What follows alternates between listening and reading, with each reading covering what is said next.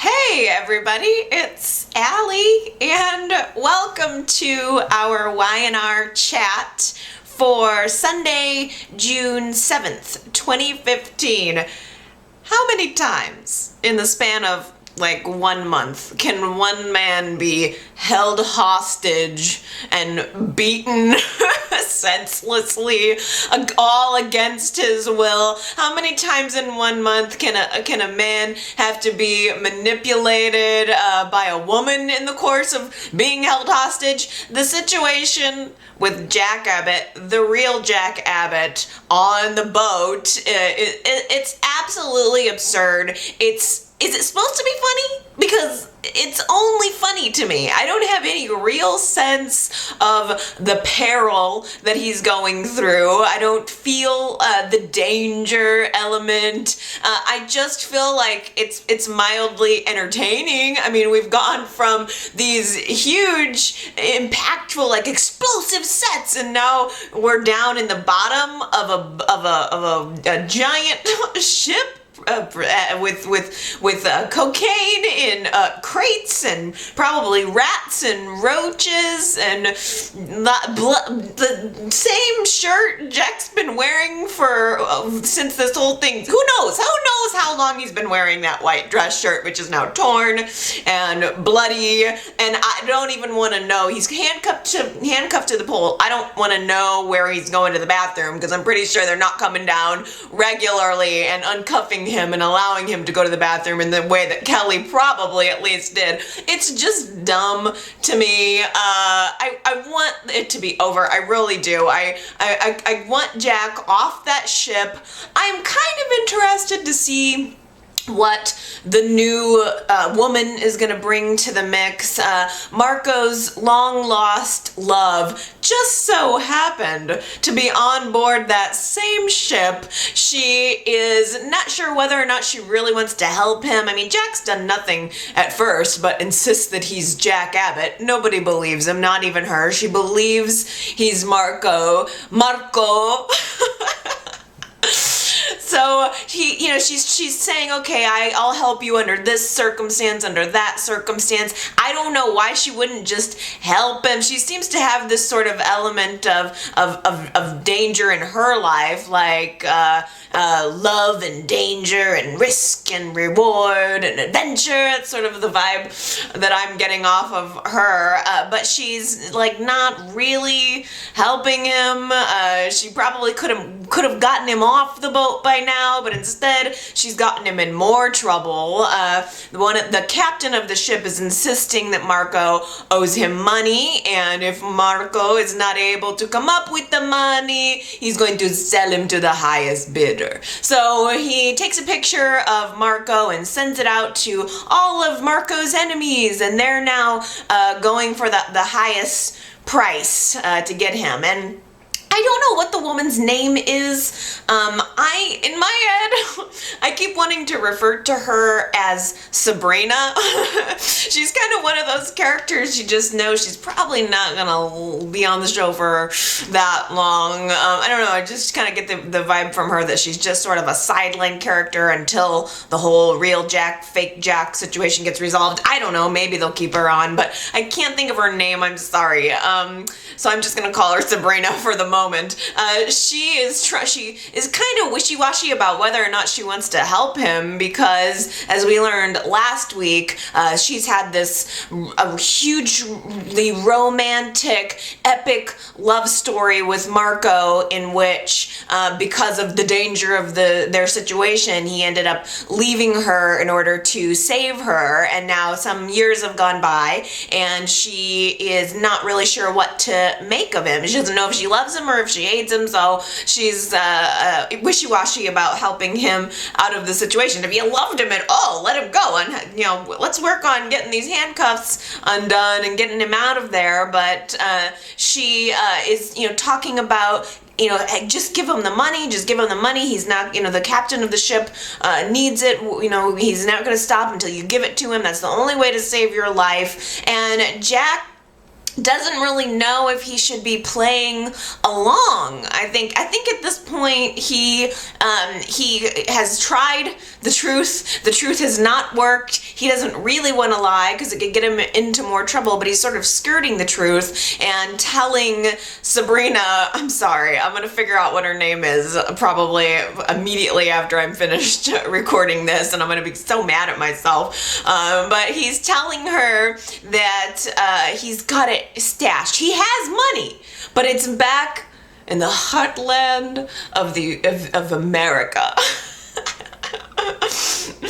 Which is true, you know, and I kind of enjoyed the scene where Jack was reminiscing about Genoa City, Wisconsin, and how beautiful it is, and how he's built a new life there. So he works at a company with all of these people. I mean, it was the first time where we really got to zero in on Jack's homesickness and how he's been through this incredibly absurd journey, and he misses home, he misses his family, he misses his company, and I kind of liked at least being able to get that emotional connection with, in quotes, the real Jack, but I'm also like trying to imagine Jack Abbott driving up to one of those family farms amongst rolling hills and forests that he described so beautifully, and just stopping by a mom and pop little maybe cart for some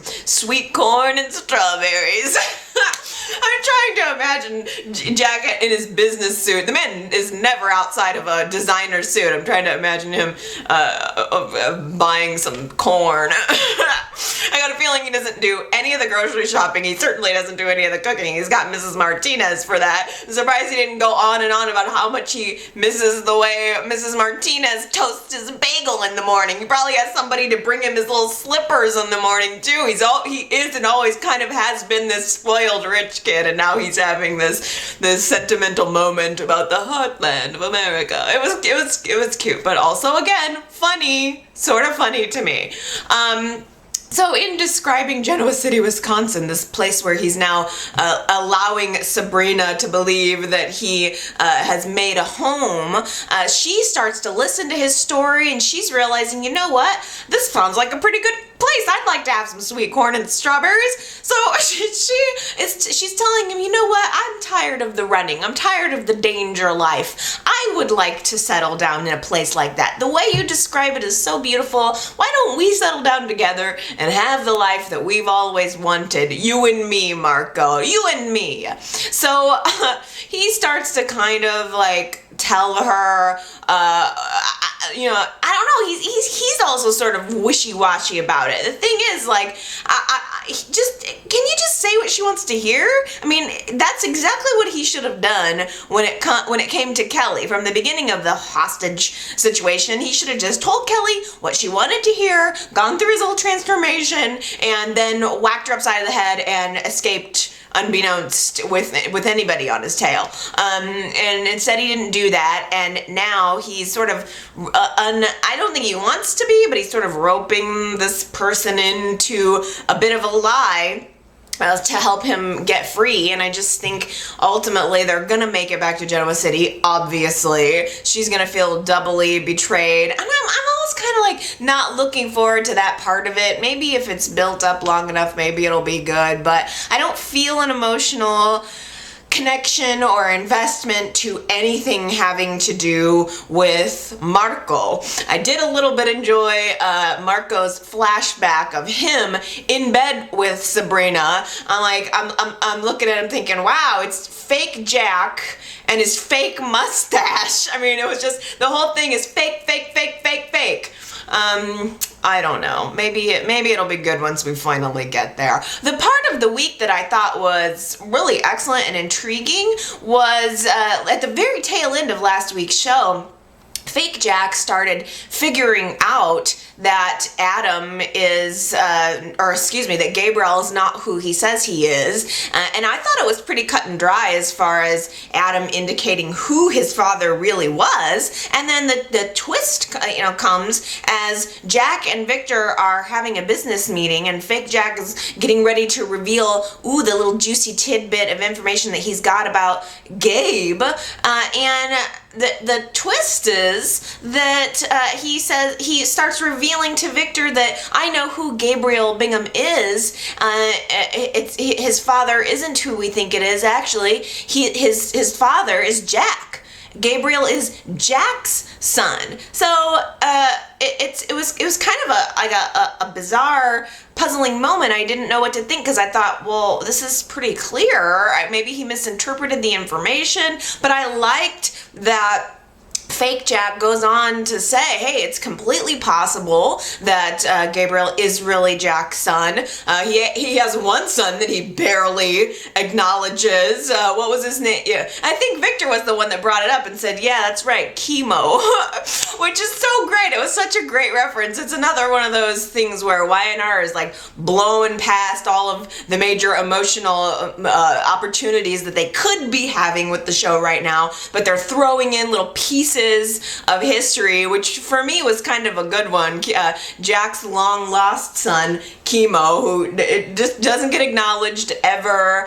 That storyline was around 1995, which was early in my viewing of the show, so I have fond memories of that. But I've always heard that Peter Bergman did not like that story. It was he had an affair during the war, which I don't know. Apparently, I know that Jack had been in the war, but it just seems a little off to me. But during the war, he had a love affair with a woman named Lon. She got pregnant and didn't tell him until 1995 that he had this son, Chemo, and the guy was kind of cool. He was played by Philip Moon. I enjoyed the actor. I've seen him around doing other things. I always thought, hey, why'd they get rid of him? It was kind of neat that Jack had this other son, but apparently, from everything I've heard, and it could have just been one off comment on an off day, but Peter Bergman said something about not liking that storyline, and so we never hear much about it again. But I thought it was cool that YNR brought that up. I do appreciate those little nuggets of YNR history that helps me know that they're at least acknowledging that and playing for it. But what it did was confuse me. It confused me that Fake Jack maybe misinterpreted the information that Adam had given him, and he's feeding this information to Victor, and in about midweek, Victor actually confronted Gabriel. It was great. It was like so awesome. Victor gets up in Gabriel's face and says, I know who you are, and I know who your father is. And I mean, if Adam could have crapped himself, he probably would have in that moment. He didn't see it coming from anywhere. I was surprised. He could have blurted it. Victor, luckily for Adam, got up and kind of walked away, because otherwise Adam could have said something that would have completely given it away, because Victor really didn't know. And I was just so confused by the whole thing. But then Adam goes immediately to who he thinks is Jack, and again says to him, why would you, what the hell? Victor just confronted me. How could you tell him my real identity? And Fake Jack reveals that, oh no, he didn't. He knows he knows darn well. He heard darn well and put together darn well that Gabriel is really Victor's son. Doesn't know that he's Adam, I don't think. I don't know, again, maybe you guys can help me put together the piece on that. I'm under the impression that Fake Jack knows that Gabriel is Victor's son, but doesn't know that Gabriel is Adam. Am I correct? Am I reading that correctly? Because it really threw me off for the week. And it was kind of funny, though, that Fake Jack thinks this is all part of his brilliant plan. He was very pleased with himself for having come up with this little idea to sort of throw Victor off of anybody's scent consent to feed him false information, and it also establishes that fake Jack, Marco, is not about to be Victor's plaything for very much longer. There's a rivalry that's going to be coming up here very soon, and that he's got some kind of a larger plan. And there was also a confrontation a little toward the end of the week that had Marco and Victor kind of, like in a standoff. There was a moment where fake Jack reaches into his jacket pocket and Victor kind of stops him, thinking he's going to pull out a weapon of some kind. So that's the level of rivalry that we're at here. Victor obviously has accepted that Marco is a dangerous person, and Victor has been telling Marco along the way he thinks he's the one that murdered those who murdered Austin and Courtney. And so, which, by the way, Victor, if you think you're dealing with a dangerous criminal who killed your son-in-law, can you not tip off the police or something?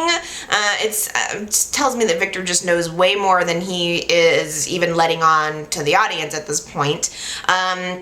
But what comes out of Marco's jacket pocket is a flash drive, and he tells Victor, you know what, I've been recording all of our interactions. I've been keeping a journal of every time we meet and everything you've said, and if something happens to me or if you decide to cross me, then I'm gonna send this flash drive to the FBI, and more importantly, I'm gonna send this to Ashley Abbott. Now, the FBI might not care about what you've done, but Ashley sure will. So this is Marco's insurance policy, and Ashley's an integral part of that. And a little bit later in the series of scenes, Marco talks to Ashley one-on-one and decides he wants her to be the executor of his will, that he's starting to think about, the safety of the company and he's made, I think he even indicated that maybe he made a few changes to the will, which I'm sure will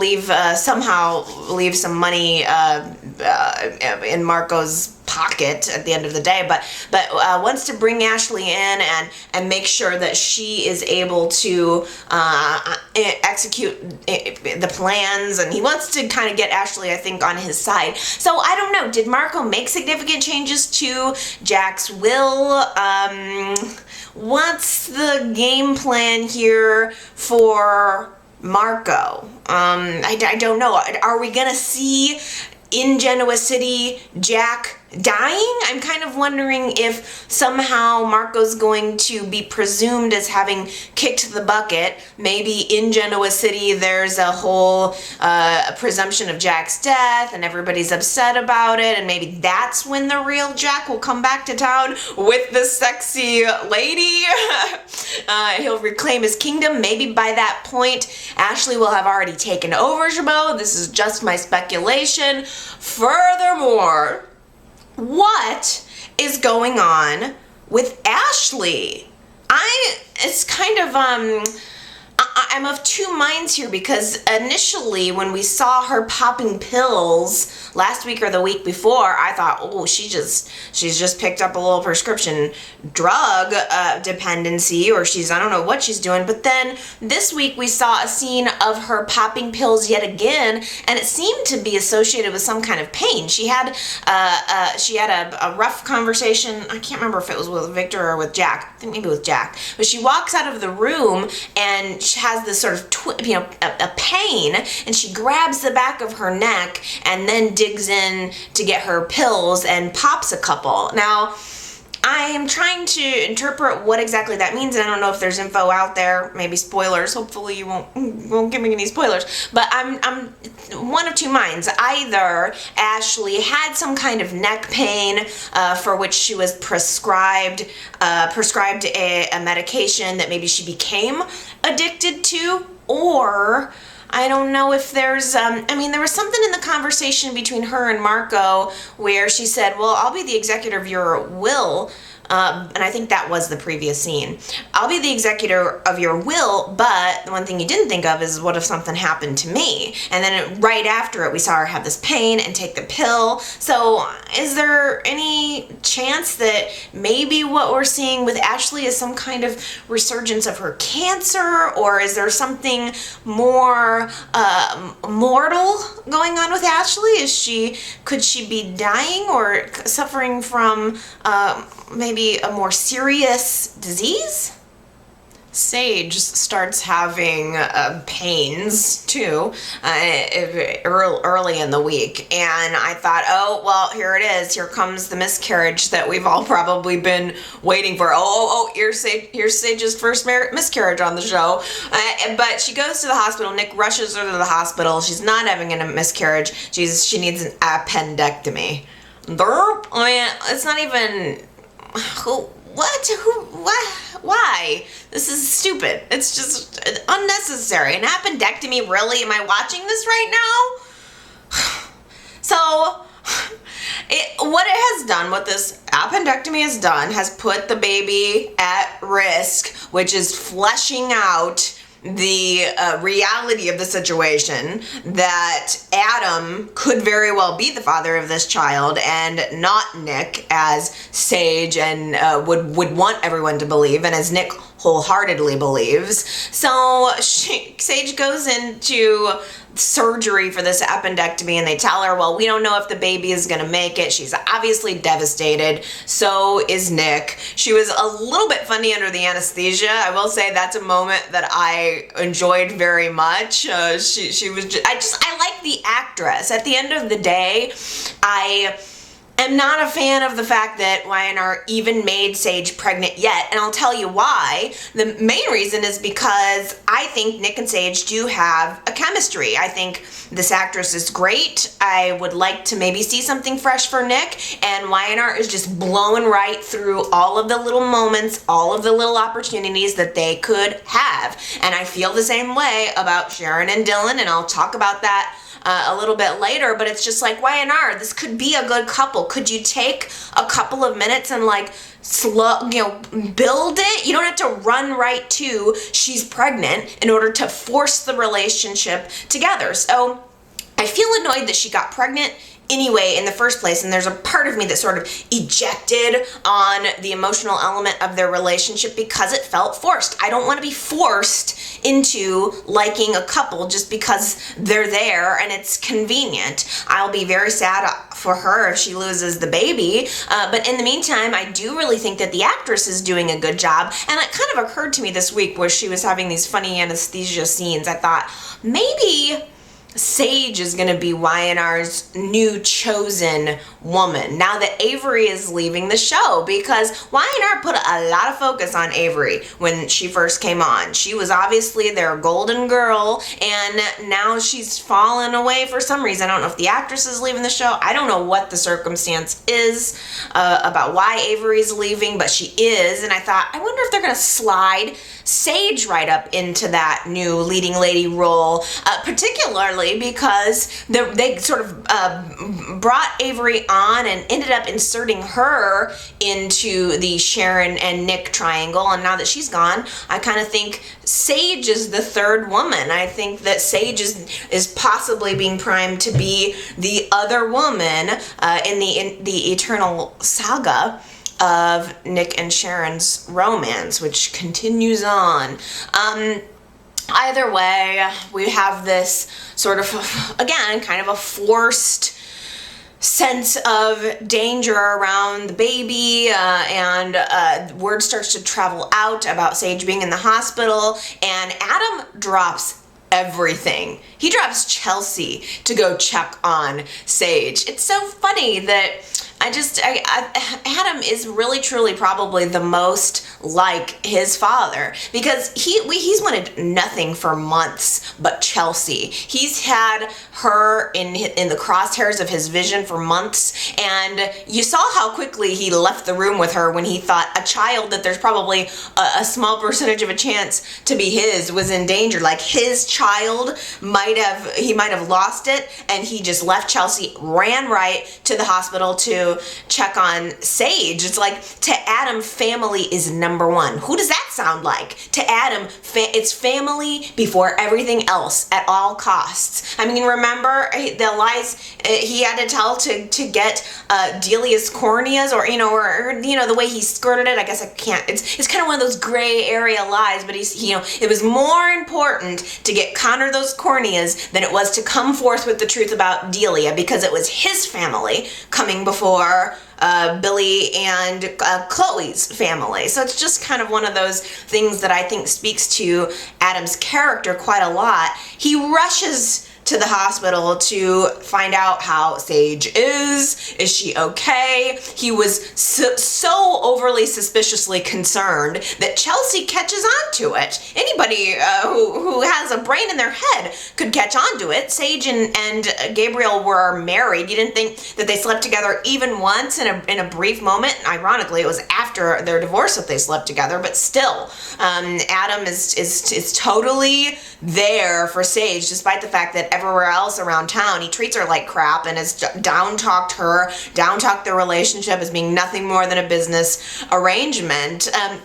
Now, I also, the thing about Adam that's confusing, and I will say, I really like Adam and Chelsea, and I think I've said that about a billion different times. I feel so much more connected to the relationship with Adam and Chelsea with this recast than I did with the original actor. I feel like Justin Hartley is like sinking into this role in exactly the right way. I believe him as Adam, and it's totally working for me. I find myself really liking Chelsea, which is a journey that's taken me like 2 years to get to, but I like these couples together. And I was confused this week it was I think on Monday's show. Adam and Chelsea are obviously doing the dance of romance, and Chelsea is starting to sense that Gabriel is a lot like Adam. He reminds her so much of Adam, and sometimes the way Gabe says things, it's just like how Adam would have said them.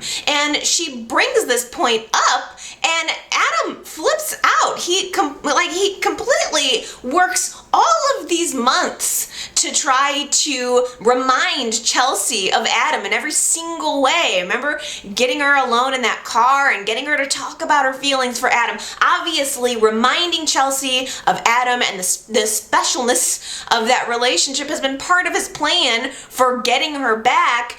And then as soon as she mentions that Gabriel is like Adam, as soon as she starts comparing Gabriel to Adam, he freaks out and leaves her. And he's even saying to her, you know what, when you're ready to move on from Adam, you come find me. He said that. Like, you've laid this elaborately ridiculous plan for all of these months. You know you're Adam, and now you're ready to walk out on her because she's making that comparison?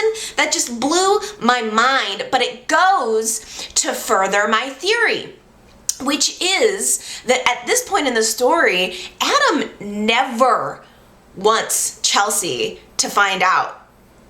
He is perfectly he's perfectly happy to just start over as a new man. His plan at this point is to never reveal the past and to start fresh into the future. And I think that's a shift, because I always have operated under the idea that Adam is just biding his time before he reveals himself to Chelsea in all his glory, and I'm not gone, I'm still with you, and I love you, and that there was going to be this Adam and Chelsea reunion. I've always been under that impression up until maybe 2 weeks ago, but now I'm starting to view it differently. I wonder if it's because Adam's view has changed, but I'm starting to realize that what he wants is not ever to reveal himself, but to continue on as a new man, leave the baggage of Adam Newman behind, including the family stuff, all of it. He is ready to actually be a different person, which I think is an interesting twist in the storyline, whether intentional or not.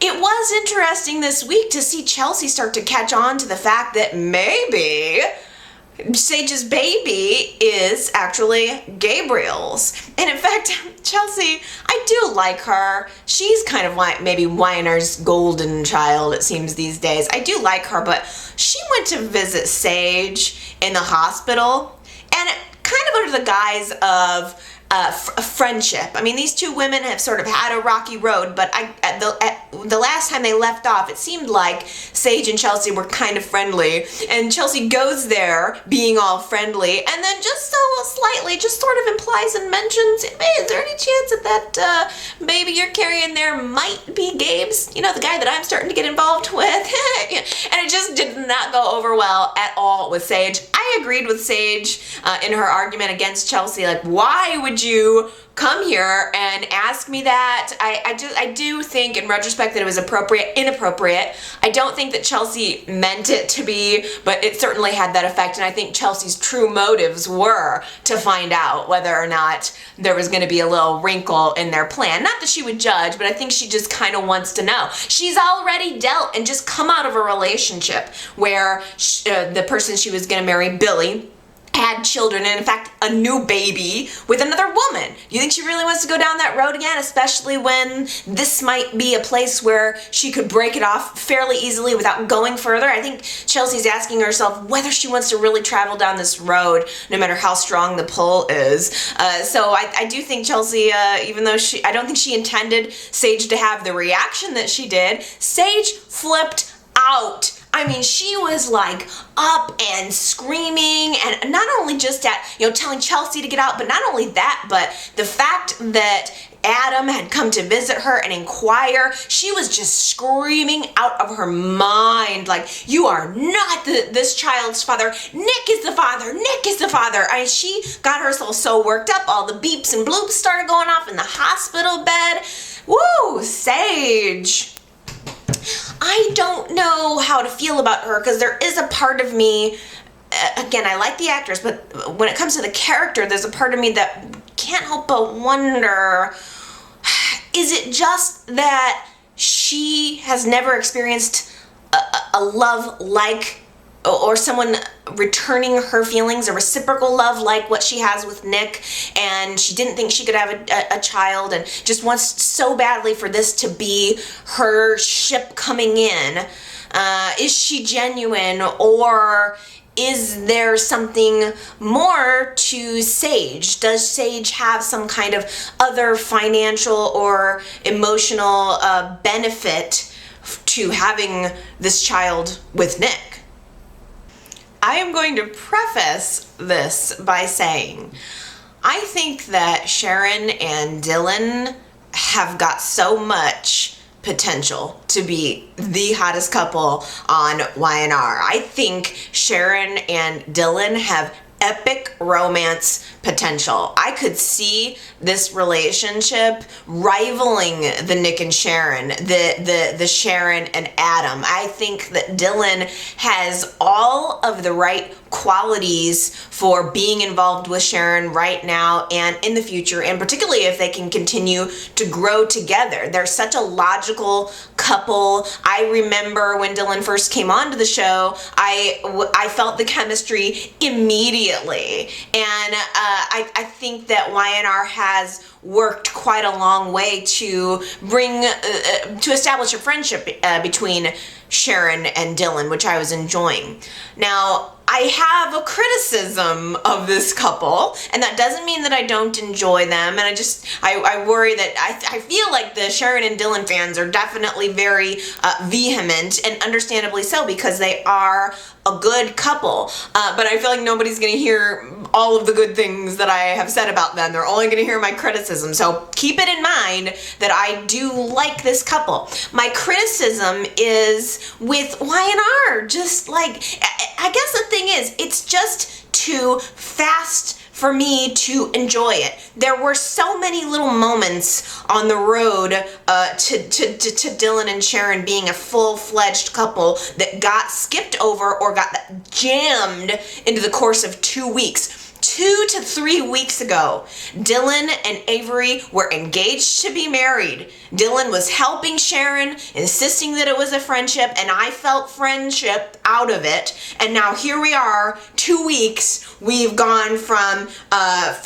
realizing that they have a romance to having sex to Dylan moving in with her, being a father figure, stepfather figure / uncle to Faith, and now they're working together. That's major moments that could have been actually stretched out. Y&R, the thing is, the Dylan and Sharon coupling right now feels like a really good example of a larger issue that's going on with Y&R that I think needs to be addressed. It feels like Y&R is missing all of these little moments that could make me get into it and feel it and live for it, and instead they're just like blowing past him. Why is Y&R dragging out storylines like the whole murder thing, the fake Jack thing, dragging them out beyond the point where anybody cares, and then skipping over what could be a beautifully built relationship between Dylan and Sharon? It's not that I don't feel the chemistry, it's that I wish Y&R would have done a better job of getting us there. And I don't want to be rolling my eyes at all of the quickness of how they're just together now in every single way. I want to get in the little boat and I want to just take a nice slow little paddle down this stream. Maybe that's just me. Maybe that's my personality. I'm not sure. I just feel like I've missed something, and everybody else in the Y&R community that I'm hearing from right now is like, we love Dylan and Sharon, and I'm like, I want to be with you guys. I want to love it too. A lot of the plot points along the way with the show right now too are really obvious. They're really transparent. We had this whole stupid 1 day a week custody thing this week for Nick deciding to just give Sharon 1 night a week custody mediated lawyer thing that was completely unnecessary. You don't need to have an amendment to the custody agreement and a full-on mediation in order to give Sharon 1 night a week with Faith. It was obviously a plot device to get Dylan to move in. I mean, Y&R clearly was like, okay, well, we don't want to take it too fast and have Sharon and Dylan living together after 1 week of being involved. So what we'll do is we'll create this whole custody mediation issue where Nick's not sure about it, even though Nick is the one that initiated allowing Sharon to have 1 night a week with Faith. We're going to have him and the mediator feel unsure about Sharon's ability to do this, and then Dylan will get to step in and be the hero and say, oh, no, everything's fine because I'll be here with them. So it's just so obvious the way it got laid out to me. It's just like boom, bam. We don't want to waste any time. We just want to shove this couple together because we know the chemistry's there, and we're just gonna, and we don't want to make it too obvious, so we're gonna have Dylan move in for a practical reason. How can anyone say that that's not moving too fast? I get that they've been friends for a really long time, but 2 weeks ago he was engaged to Avery, and I was in it. I mean, a month ago, that yes, they were having some problems, but they were struggling to keep their relationship together and tight, and I was feeling it. I thought Dylan and Avery had a good chemistry, and probably half the reason why I enjoyed it so much was because it took them a while to get there. Like, good relationships are not just born in 2 weeks. I just feel like I have to defend at least sort of the reason that I'm feeling it, or try to explain what it is that I don't like about what's happening now. It's not the chemistry, it's not the actors, it's the writing. And sure, Dylan's not moving in with Sharon because of the relationship, but by doing so, he's stepping in as a father figure to Faith. That is also a major movement. I mean, Y&R could have settled down on that little piece alone and allowed Faith and Dylan to build a bond and let us see that, not only see the relationship as it has evolved with Dylan and Sharon, but see how Dylan has become a wonderful father figure to Faith, and why he fits into that household so beautifully. And I mean, just Dylan's taking responsibility, like for Sharon's welfare by vouching for her and offering, to be the chaperone, and that's all well and good. And I think Dylan's a good guy.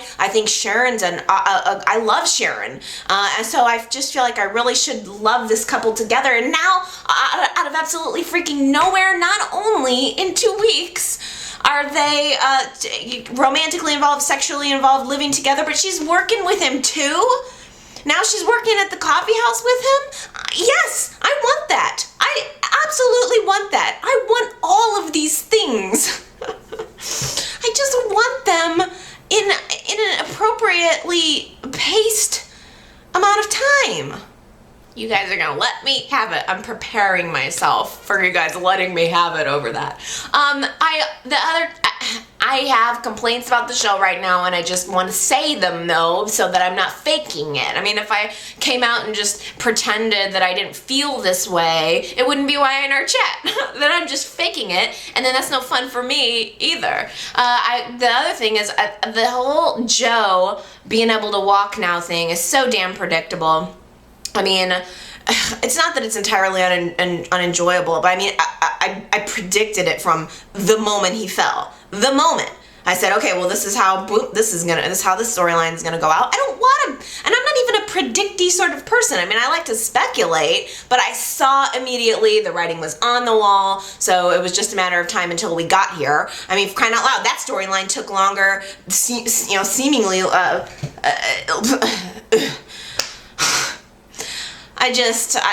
YNR, again, the pace is off for me on a couple of different levels.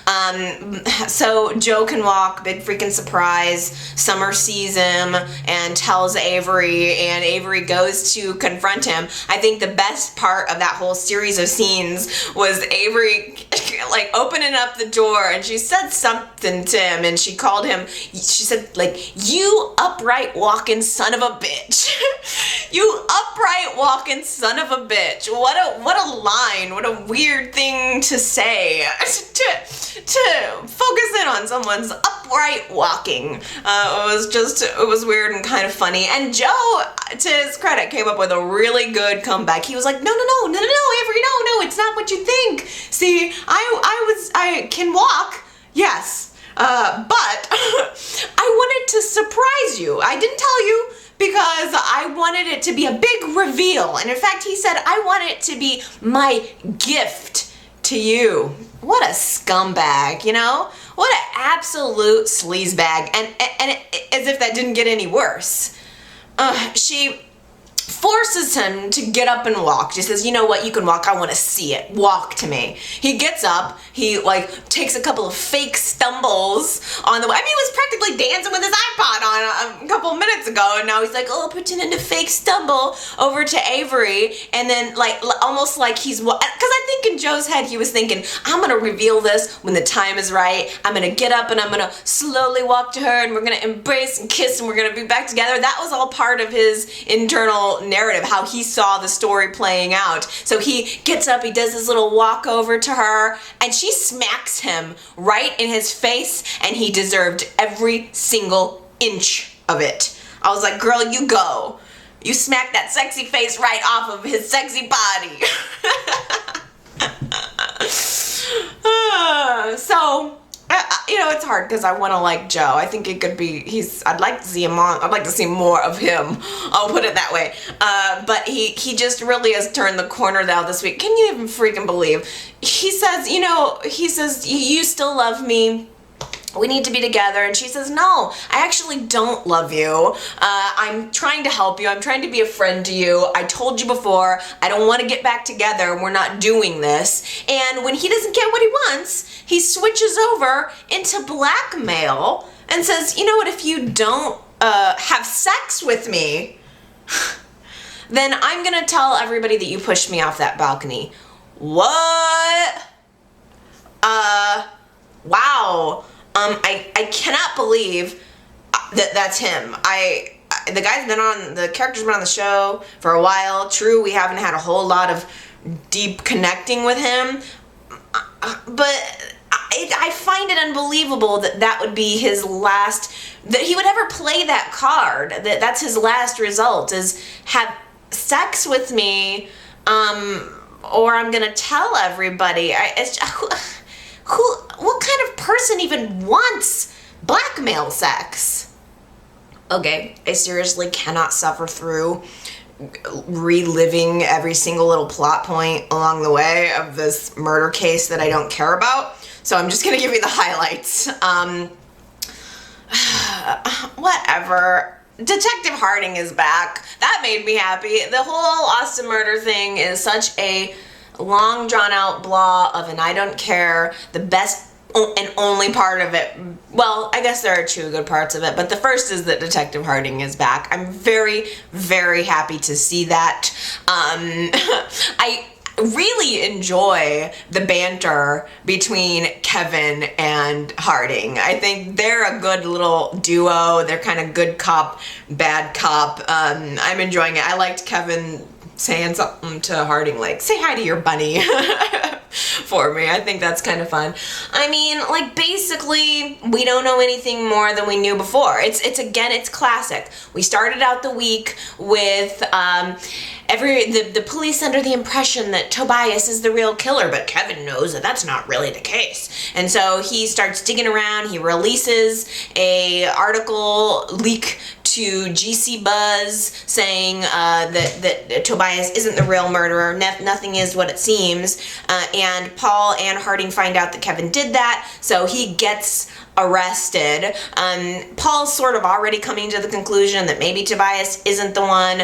Maybe there is a real killer still out there, and then they see a response on GC Buzz of somebody saying, yeah, that's right. Somebody typed, the real killer after all these months of careful planning goes on to a news article on a random gossip site and says, yeah, I did it, and you can just catch me if you can. So stupid. But it gets the cops like looking for the real killer again. And once again, we start the week thinking, oh, maybe we know something. And we end the week with Mariah revealing that she's the one that left the comment. I hate it. I hate the story. I feel like it's constantly, we're just wagging the dog here. The two good things. Harding, that was awesome.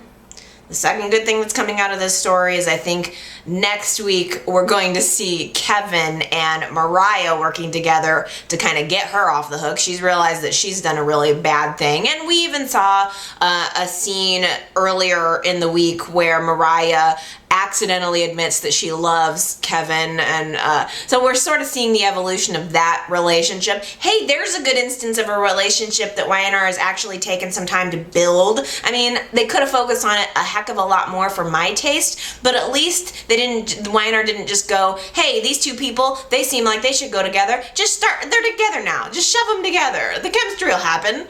And it's just not, I don't think that's how it should go. But I don't know, I'm not a writer, I'm just a viewer.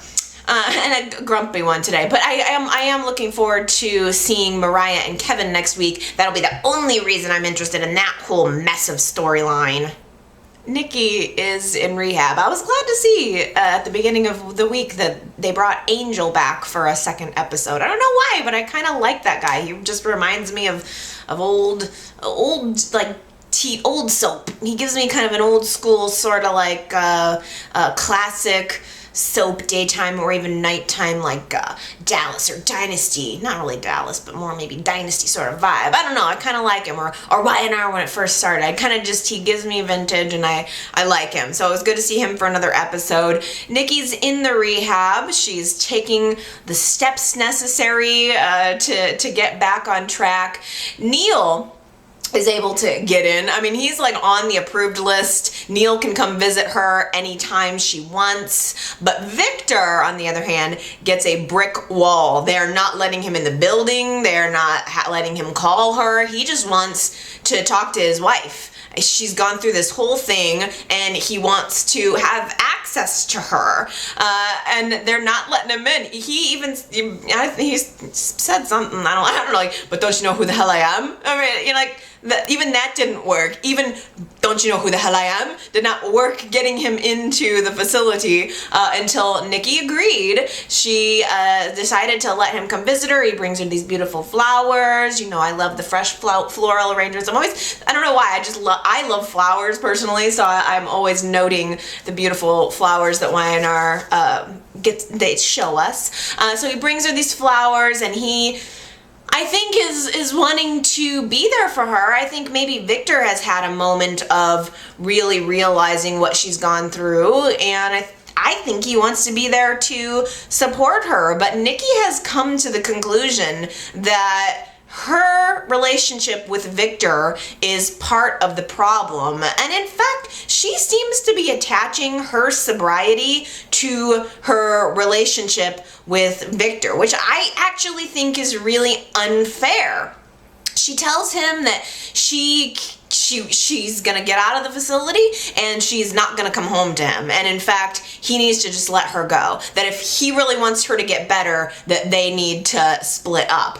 What? I mean, I got her argument that, you know, Victor, you don't really know me. You only know the Nikki that you created, the Nikki that's always there for you. You don't really understand me. Well, how's about maybe you kind of work on it together and ask him if he's willing to work on it together? I mean, I guess, you know what? I shouldn't even say that, because I have been down the Nikki and Victor road. I continue to travel it. I continue to get exhausted by it. I am a Nikki and Victor fan forever, and I think that's why I'm always rooting for them to get back together. I'm always going to be rooting for them to work on it. But the thing is, I guess the hitch for me is Nikki. If you want to leave Victor, just leave him. But don't act like Victor's the reason you drink, okay? You did that all on your own. I'm starting to wonder if maybe Y&R is actually moving toward a Nikki and Neil relationship. We're gonna have to see how that builds up. They both got some issues right now. Neil is finalizing his divorce to Hillary this week, and he actually did confide in Nikki that he has got some dark thoughts when it comes to Hillary and when it comes to Devon and when it comes to the betrayal. And he's telling Nikki something to the effect of that he wishes he could lock them up in a dark room so that they could experience being in the dark the way he was in the dark the whole time he was blind and they were cheating on him. And it's completely understandable to me that Neil would feel like that, and I'm kind of enjoying it. I feel guilty for saying that, but I kind of dig it.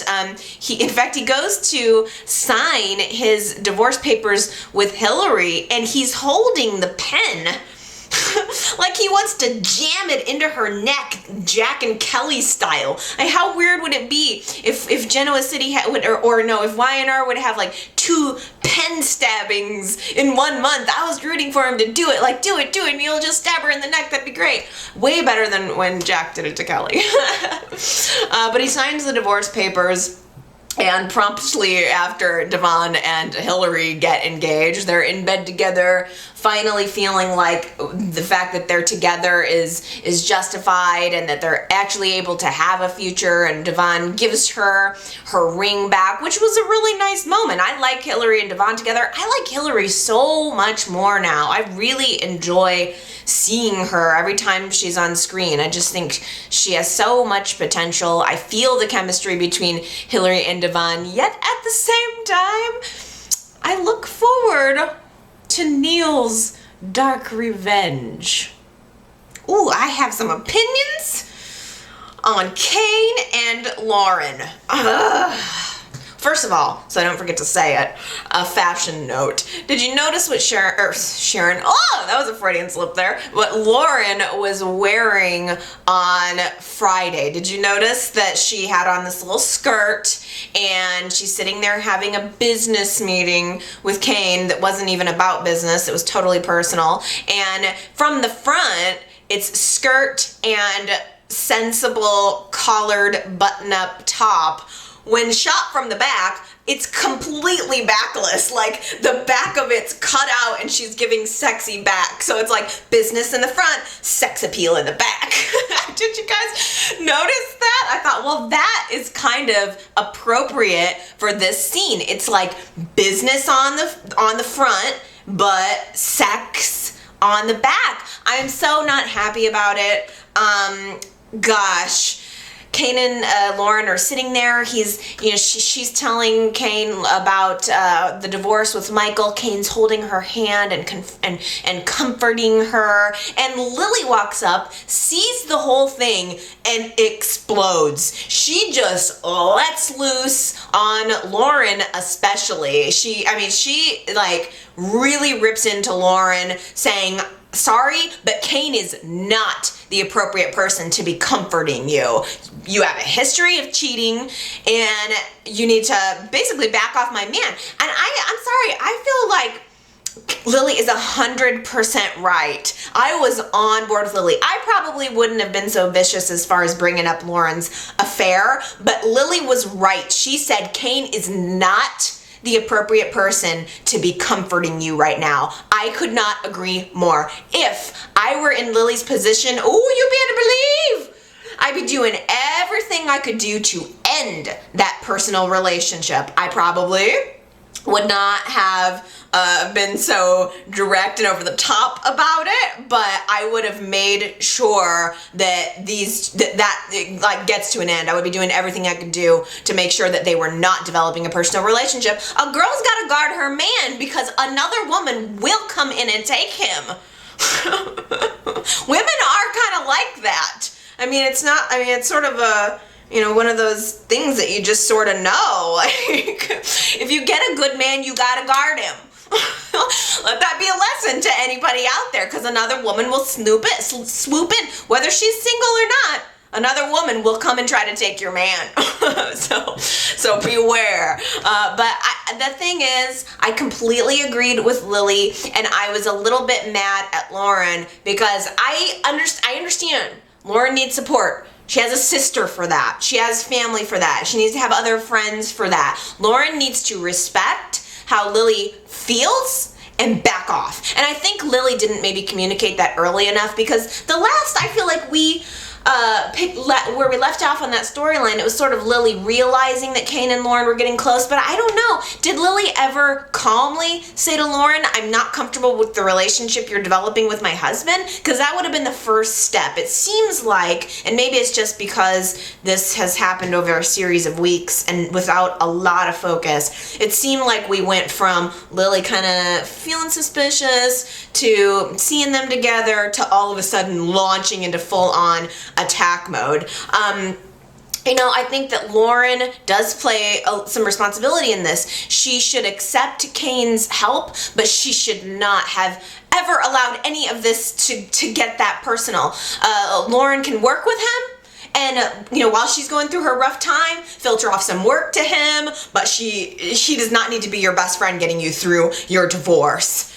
The unfortunate thing, though, for Lily is that this big old blow up that she gave ended up pushing them closer together. It made Lily look bad. Lauren, how could it, she spoke to me that way, but it's right, I am a slut. And Lauren kind of goes off to the park to go sit on a bench, and Kane follows after her, which is his problem. He should have stayed there with his wife. Kane should have no matter how mad he was at Lily, he should have said, I am so sorry about this, Lauren. Obviously, I've got some work to do at home, so I'll catch up with you later, boss.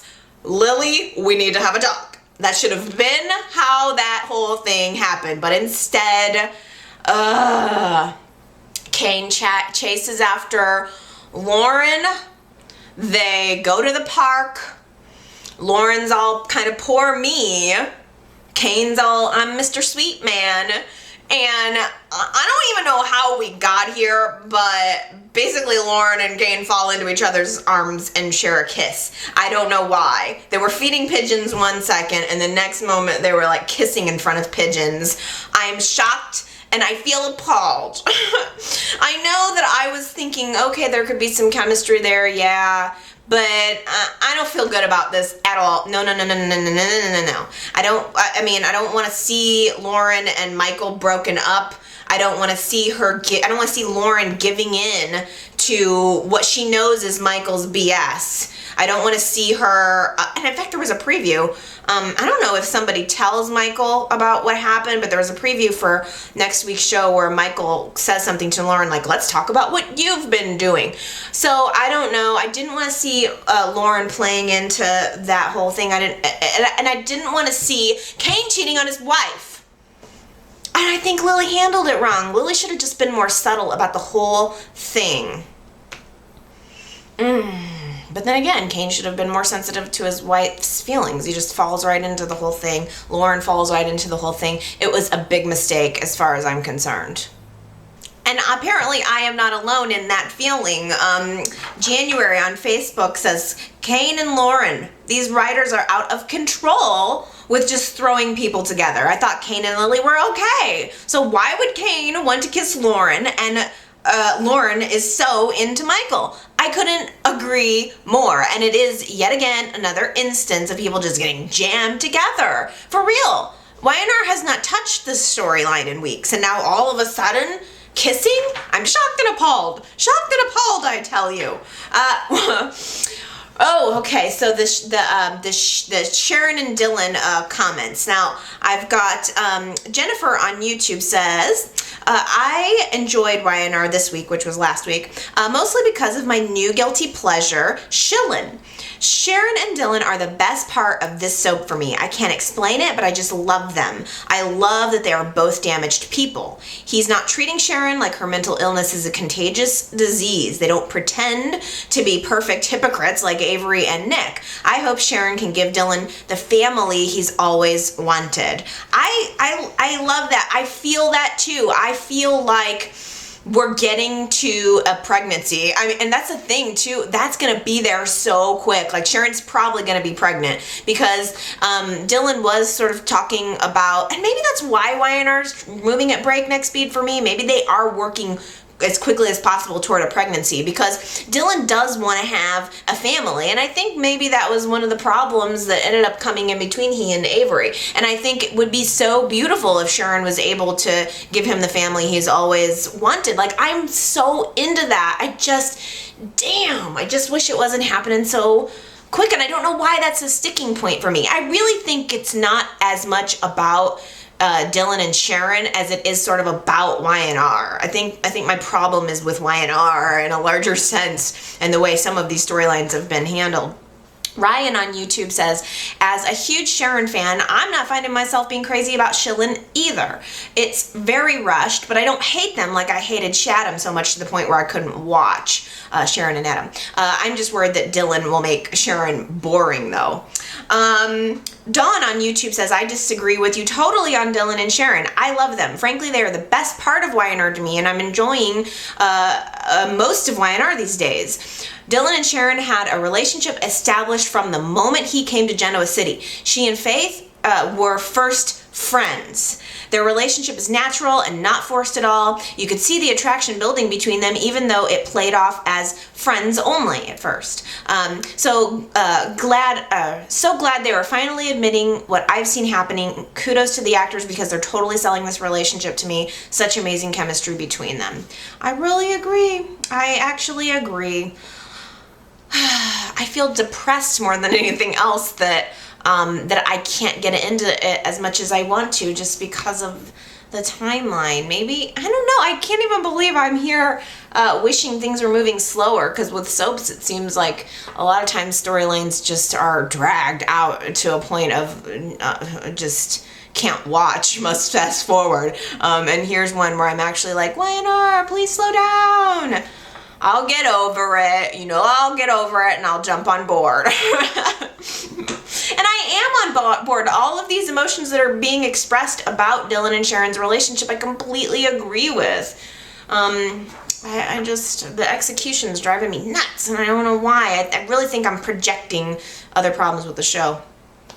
Because this is something I could have enjoyed a lot more.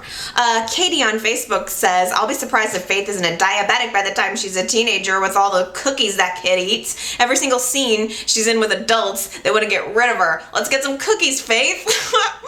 That made me laugh because I also noted I've noticed that before. And then for some reason I zeroed in this week on the scene at the coffee house with Sharon's waiting for Nick to come back to pick Faith up to go to school. And Sharon and Dylan and Faith are sitting at the table at the coffee house, and they had these beautiful muffins or cupcakes or something in front of them.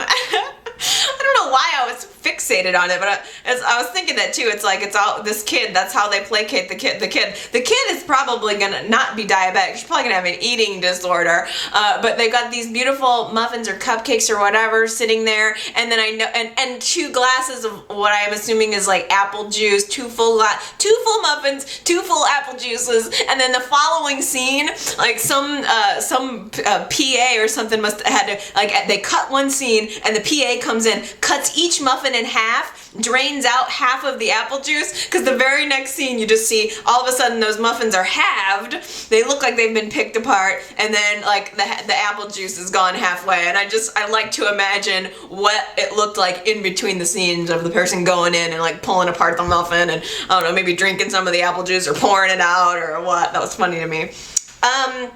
Beatrice left me a voicemail with a really good freaking comment that I feel exactly the same way. She says, Sage is like 2 different people around Adam and Chelsea versus Nick. I could not agree more, and I noticed that it was so glaring this week. If you look at the scenes, I think it was, I don't remember if it was Thursday or Friday's show, but remember Sage erupted. She had her huge outburst at, I think, Adam, so much so that the bleeps and the bloops are going off. It cuts, YNR cuts to commercial. The very next scene is Nick in there with Sage, and she's being a sweet little angel.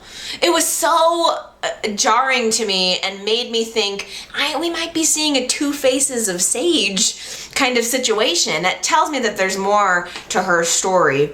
Tawny on YouTube says, when Chelsea finds out Gabe is really Adam, she's going to be so in love with him by then that it will hurt her, but she loved Adam so much that I don't think it will matter. It might be for a while because she's going to feel betrayed. I just wish we could get the Adam Delia storyline to come to some closure.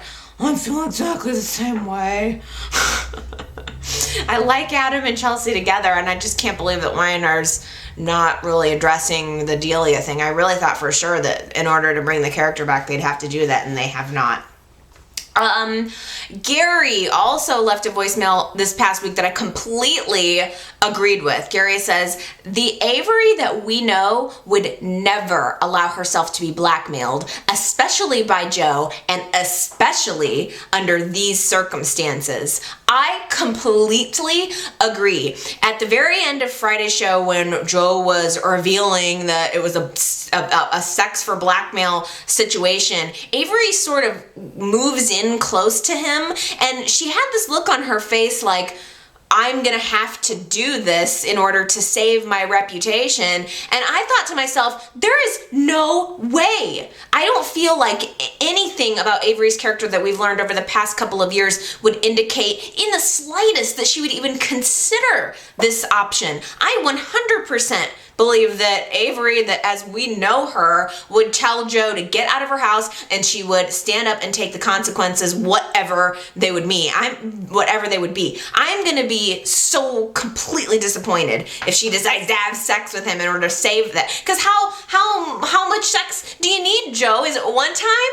or is it gonna be an ongoing thing? I just have to have constant sex with you in order to keep myself out of jail? Is there any chance, by the way, that that's going to tie in to Avery leaving the show? I don't know. But Anna also left me a voicemail and asked, or she kind of mentioned that she saw some information about Avery leaving the show and sort of thought that maybe there was going to be a recast. I don't know anything about that. I have looked online to see what the circumstances are under Jessica Collins leaving the show, and I haven't seen anything, so I would really want to toss that out there so that you guys maybe could tell me. Do we know for sure? Is Jessica Collins leaving the show along with the character of Avery, or is there going to be a recast? If you know, please leave me a comment and tell me. Bobby Thompson on Facebook says, when Paul was talking to Kevin about how it's impossible to change the DNA evidence and could only be done by a high-level plan at the FBI, the camera went right to Harding's face and he bit his lip.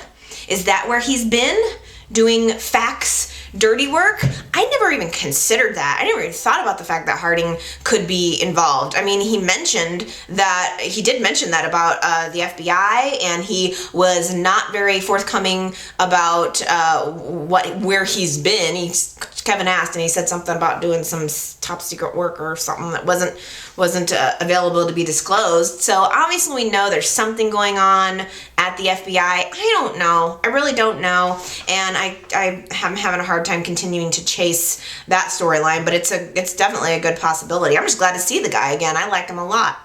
Aunt Daisy on Facebook says, I think that Jack is back in Genoa City and Marco is on the boat, but nothing happened that shows who is actually whom. If Genoa City Jack tells Victor that Gabe is really Adam, I think we will see clearly that it is Marco, unless of course he has a separate agenda and has no intention of telling Victor about. So I'm still kind of on the fence about this too. I think that comment maybe came in before the reveal of fake Jack talking about Gabe's paternity, but I still am I don't know. I mean, is there any chance? Is there any chance at all? I don't know. Maybe not. Maybe that ship has sailed. I'm not sure. Aaron on YouTube said, honestly, I'm glad that Kelly's leaving. I feel like there's no place else for her character to go onto the show other than dead or in a mental ward with all the other ex-Mrs. Jack Abbotts. Whew, lots of comments, lots of stuff to say. I like the show right now in general. I like it when it gets fired up. I think I like YNR for different reasons. I mean, I like having stuff to talk about on Sundays. I like it whether it's on the screen or behind the scenes, I like things that get me fired up. And one way or another, YNR's got me fired up a little bit right now. So it's your turn to let your fire loose. I know you're dying to leave me some comments, so here's what you can do. You can call into the voicemail and leave a voice comment at 309-588-4569, or you can go to yrchat.com. You can leave a voicemail through that website, or you could find the YouTube, which is where the video is housed, or you could find the Facebook or the Twitter. And all of those places you can leave comments, and I kind of sift through them and see which ones fit with what we're talking about this week, and I include them. And so if you leave me a comment and it fits, I'll totally work it into the YNR chat next week. Okay. I think that's it for me, you guys. I love ya. I hope everybody has a good week, and we'll see you next time. Bye!